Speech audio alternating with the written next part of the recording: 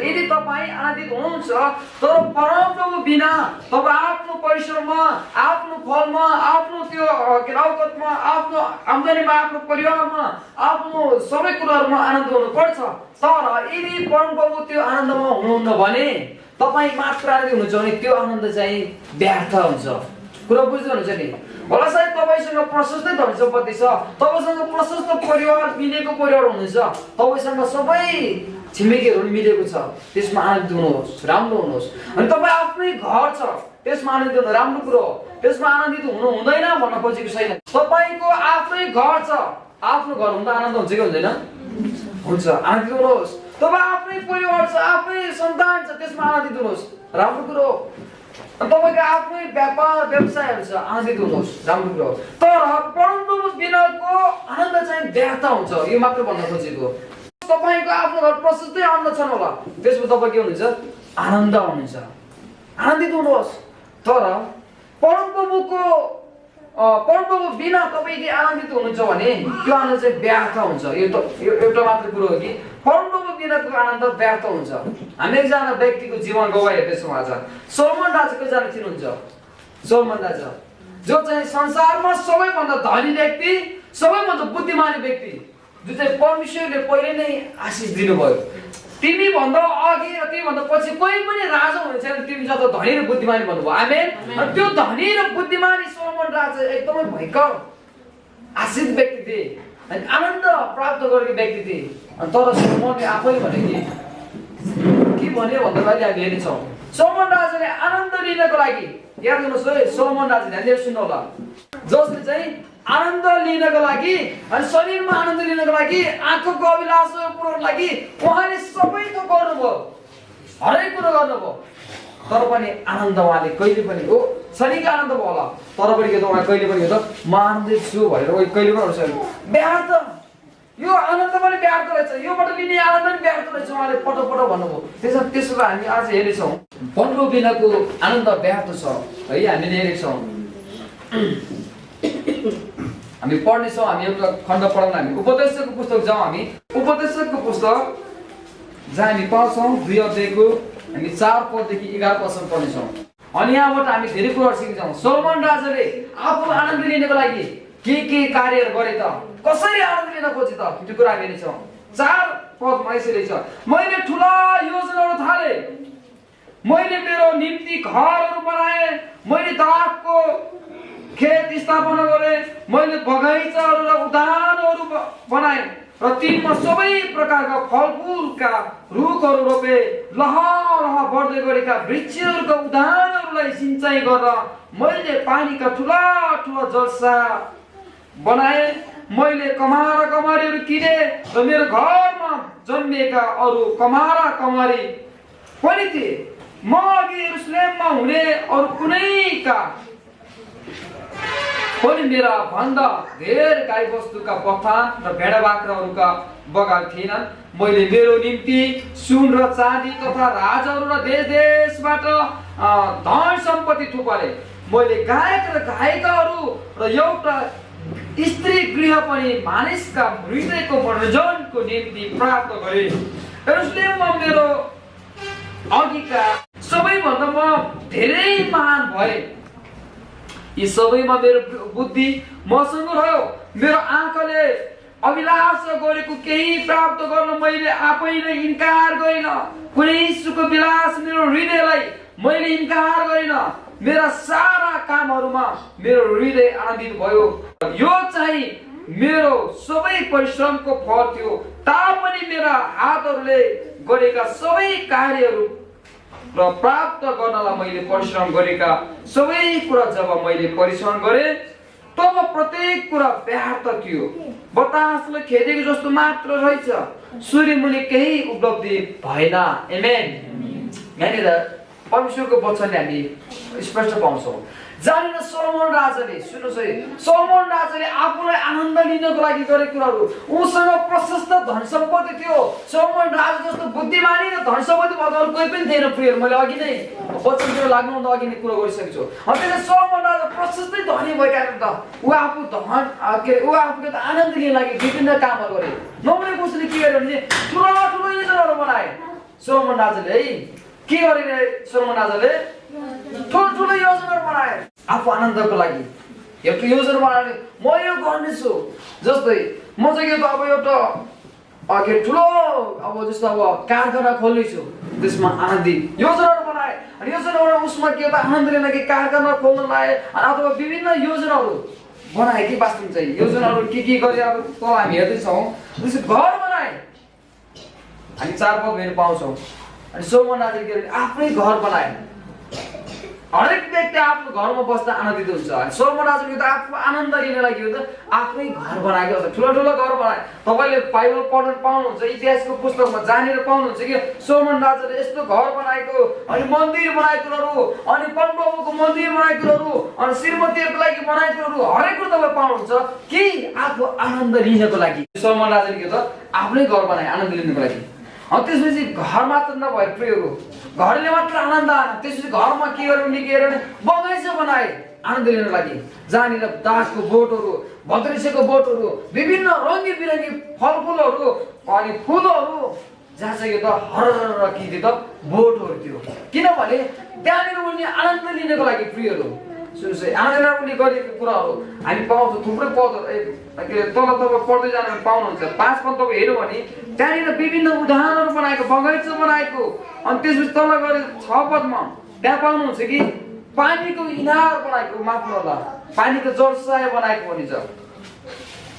जलसाय भनेको चाहिँ यो पानीको तलाउ अथवा अहिलेको भाषा भन्नुपर्दा स्विमिङ पुल, वाटर पुल भनेर बाइबलमा तपाईँ पाउनुहुन्छ। जस्तै इङ्ग्लिस बाइबल चाहिँ वाटर पुल भनेको छ है। त्यहाँ चाहिँ अहिलेको अवस्थामा त्यहाँनिर कुनै वाटर पुल किन बनायो भने चाहिँ जहाँ चाहिँ बिरुवाहरूले पानी लगाउनको लागि, पानी प्रयोग गर्नको लागि पानीको एउटा ठुलो तलाउ बनाए। आफ्नै त्यो जब तपाईँ पानीको हेर्नुहोस् न त्यहाँ तपाईँ एक किसिमको आनन्द महसुस हुन्छ। अनि सोलोमन राजाले पनि त्यही कुराहरू गरे, पानीको तलाउ खन्ने कुराहरू बनाउने कुराहरू सोलोमन राजाले, किनकि आफू आनन्द लिनको लागि। अनि त्यसपछि त्यहाँनिर जस्तो हामी पौडी खेल्छौँ नि, जस्तो किनकि आनन्द लिनको लागि पौडी खेल्छौँ नि त। अनि त्यो एउटा स्विमिङ पुल, मान्छेहरूको घरमा स्विमिङ पुल बनाउँछ। त्यो स्विमिङ पुलमा पानीहरू अब त्यहाँ रहँदैन, धेरै आनन्द आउँछ, पानी हेर्दैमा आनन्द आउँछ। अनि त्यो आनन्द लिनको लागि उनले त्यो गरेको कुरालाई पाउँछौँ वास्तवमा चाहिँ। अनि स्विमिङ पुलहरू पनि बनाएको छन्। अहिलेको भाषामा स्विमिङ पुल भन्दा केही फरक पर्दैन। अनि त्यसपछि अनि त्यति मात्रै गरेन प्रियहरू, सोलोमन राजाले के भने ठुलो व्यवसाय पनि गरेको छन्। तपाईँ पाउनुहुन्छ त्यहाँनिर भेडाको बथानहरू। 7 पदमा होला, 7 पद पढ्न हामी त्यहाँ के पाउँछौँ। 7 पदमा यसरी छ, मैले कमारा कमारीहरू किने र मेरो घरमा जन्मेका अरू कमारा कमारी पनि थिए। म अघि यरुशलेममा हुने अरू कुनैका पनि मेरा भन्दा धेरै गाई बस्तुको बथान र भेडा बाख्राहरूका बगाल थिएनन्। आमेन। यहाँनिर गाई बस्तु र भेडा बाख्राको बथान म भन्दा अघि कसैको थिएन, म भन्दा पछि हुनेवाला छैन। त्यहाँनिर कुरो स्पष्ट पाउँछौँ। त्यो गाई बस्तुको बथान भनेको के हो? त्यो व्यवसाय हो कि वास्तवमा चाहिँ। जस्तो अहिलेको भाषामा भन्नुपर्दा फर्म के तपाईँ गाई फर्म त्यसपछि भेडा फर्म भयो भने तपाईँ के भन्नुहुन्छ? आनन्द हुनुहुन्छ नि होइन? तपाईँ आफ्नै फर्ममा तपाईँ आनन्दित हुनुहुन्छ। अनि सोलोमन राजा त्यहाँदेखि ठुल्ठुलो योजना गराएका छन्। त्यसरी यहाँनिर सोलोमन राजाको समयमा पनि के थियो भने त्यो बेलामा यस्तो कुनै पनि यस्तो अब ग्लोभ्स बनाएको यस्तो अब मेटेरियलहरू त्यो विभिन्न कुराहरू थिएन प्रियहरू। अनि यदि अहिलेको समयमा उसको के हुन्थ्यो भने अब जस्तै यहाँ नेपाल अब चौधरी छ नि, चौधरी ग्रुपले चाहिँ के जस्तो अब इलेक्ट्रिक सामानहरू त्यो जस्तो अब विभिन्न सामग्री उनीहरू के आफ्नै एउटा उद्योग हुन्थ्यो होला। तर सोलोमन राजाको त्यो बेलामा के थियो भने अनि त्यो बेलामा त्यस्तो विकसित थिएन। तर विकसित नभए पनि त्यहाँभरिमा सबभन्दा धनी उनी थिए। उसँग के थियो त्यो बेलाको समय के थियो भने गाई गोरु त्यो ठुलो धेरै हुनु दिइसकेको त धनी व्यक्ति भनिन्थ्यो। अब्राहम पनि त्यसरी धनी भनेर चिनेको छ। अनि सोलोमन राजा त्यसरी धनी भएको छन् है। उनीको आफ्नै के थियो भने गाईहरू आफ्नै भेडा बाख्राहरू के थियो भने थुप्रो थियो प्रियहरू, थुप्रो थियो। त्यहाँनिर चाहिँ कर्मचारी पनि थुप्रै थिए। हामी पाउँछौँ कमारा कमारीहरू त्यही जन्मेका हुर्केका नातिना नातिनी सबै त्यही कर्मचारी, अरू पनि एक्स्ट्रा किनेर लिइरहेको भनेपछि थुप्रै मान्छे के थिए काम गर्ने व्यक्तिहरू थिए सोलोमन राजाको। अनि त्यत्रो व्यवसाय हुनु त्यत्रो फर्म हुँदा पनि के हो अझै आनन्द लिन सकेनन्। आनन्दको लागि गरेको तिनीहरूले वास्तवमा चाहिँ उहाँलाई पैसा खाँचो परेन, ओ म त पैसा कमाउनु पर्यो, गाई पालेर पैसा कमाउँछु भन्ने सोचले गर्नुभएको होइन। म चाहिँ के भेडा पालेर पैसा कमाउँछु भन्ने सोचले गरेको होइन। औ कपडा लाउनु पाएन, अब उनको कपडा बनाउनु पर्यो भने सोलोमन राजा त्यो उन व्यवसायको लागि भेडा पालेको होइन। उनले के को लागि भेडा पाले? आनन्दको लागि भेडा पालन गरे, बाख्रा पालन गरे। त्यहाँनिर त कर्मचारी राखे, यदि आफू पैसा कमाउँदैन आफै गर्दैन, तर त्यहाँ कर्मचारी राख्यो भनेको त आनन्द लिएर लागेर आफूले भेडा बाख्राहरू थुप्रो त्यति आनन्दको लागि गरेको थिए। त्यति मात्र होइन प्रियहरू, सोलोमन राजाले त्यो व्यवसाय मात्रै गरेन, सोलोमन राजाको हामीले प्रशस्त धन सम्पत्तिले आनन्द आउँछ भन्छ नि मान्छेहरू चाहिँ। अनि सोलोमन राजा धन सम्पत्ति चाङ सुन चाँदी थुप्रो छ, हामी पाउँछौँ तलपट्टि पढोस् न हामी। आर्पदमा भने जस्तो के छ एकजना पढ्छ आर्पद। मैले मेरो निम्ति सुन र चाँदी तथा राजाहरू र देशबाट धन सम्पत्ति थुपारे। मैले गायक र गायिकाहरू र एउटा स्त्री गृह पनि मानिसका हृदयको मनोरञ्जनको निम्ति प्राप्त गरेँ। हालेलुया। पुरा बुझ्नुहुन्छ के भन्छ भने मैले मेरो निम्ति के गरे अरे सुन चाँदी थुपारे। राजाहरूको अरू देशको राजाहरूको के अरे भने देशका राजाहरू के अरे भने सुन चाँदी ल्याएर थुपारे। प्रशस्तै धन सम्पत्ति हो, धनसारै धन सम्पत्ति हो, सुन चाँदी भरियो, कोठैभरि भरियो, धनसार पुरा भरियो अनि अर्को ईश्वर पनि भयो, तर पनि त्यसमा के हो त आनन्द लिन सकेनन्। धन सम्पत्तिले आनन्द हुन्छ भन्छ नि, धन सम्पत्ति भएको मान्छे दुःखी हुन्छ भन्छ नि, तर अहिले हामी हेर्छौँ कस्तो मान्छे आनन्दित हुन्छ भन्ने कुराहरू। तर सोलोमन राजा धेरै धन सम्पत्ति थुपारे, सुन चाँदी भनेको छ। राजाहरू च्यालेन्ज दिने किसिमको अरू देशको राजाहरू हो, तिमीहरूको देशको म किन्छु, तिम्रो देशको किन चाहिँ छेमा त मेरो एउटा कोठाको सुनले पुग्छ भने सोलोमन राजाले। तर याद गर्नुहोस् कि सोलोमन राजा त्यो के हो त मनोरञ्जनको लागि गर्थे, आनन्द लिनको लागि गर्थे। तर त्यहाँबाट आनन्द नपाएको अहिले हामी पाउँछौँ तलपट्टि हामी हेर्दै गयो भने। त्यसपछि त्यति मात्र होइन प्रियहरू, घरैमा सोलोमन राजाले के गर्यो भने गायक राखे। के गरे अरे आनन्दले लागि। तपाईँ आनन्दले लागि के गर्नुहुन्छ? गीत सङ्गीत सुन्नुहुन्छ नि। सोलोमन राजाले सेम चिज आफू आनन्दले लागि गीत सङ्गीत सुन्नु लागि गायकहरू अनि स्त्री गृह खुलाए। गायकको भाषा भन्नुपर्दा के वास्तवमा कसरी बुझिदियो वास्तवमा चाहिँ दोहोरी सास, नेपाली अनुसार दोहोरी सास अनि अलिकति मोडल भाषामा गएर त्यसले गर्दा अब के अरे अब जस्तै के भन्छ डान्स बारहरू होइन, बारहरू आफ्नै घरमा के वास्तवमा चाहिँ आनन्दले लागि डान्स बारहरू चाहिँ आफ्नै घरमा थुप्रो स्त्रीहरू राखे। के वास्तवमा चाहिँ यहाँ बुझ्नुहोस् कि अब सोलोमन राजा के गर्यो भने आफ्नै घरमा आनन्द लिनको लागि उनले के गर्यो भने स्त्रीहरू राख्ने थुप्रै केटीहरू पाल्ने। के वास्तवमा चाहिँ स्त्रीहरू केटीहरू पाल्ने काम गरेर त्यही गीत गाउने गायकहरू, गीत गाउने मान्छेहरू थुप्रै मान्छे राखे। त्यही अब दोहोरी साँझहरू चलाए। के वास्तवमा चाहिँ दोहोरी साँझ चलाउनुको त अझै अब आनन्द भएको छ कि छैन अब पुरा बुझौँ, तलपट्टि हामी पाउँछौँ। अनि त्यहाँनिर थुप्रो कुराहरू गरे, तर हामी त्यसलाई हामी हेर्दैनौँ।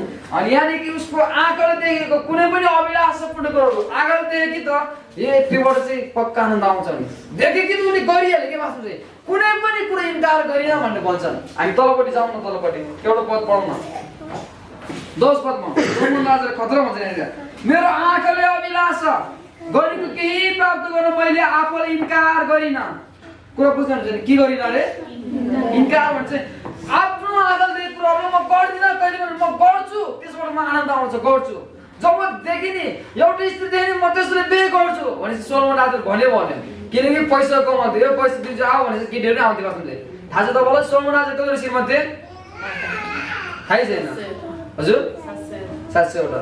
कतिवटा थियो अरे 700वटा। कुरा बुझ्नुहोस्, सोलोमन राजाले यसो भन्ने साथ जो पनि आउँथ्यो जम्मा 40 वर्षभित्र वास्तवमा सोलोमन राजाले 40 वर्षभित्र हजारवटा श्रीमती आफ्नो बनाएको छ।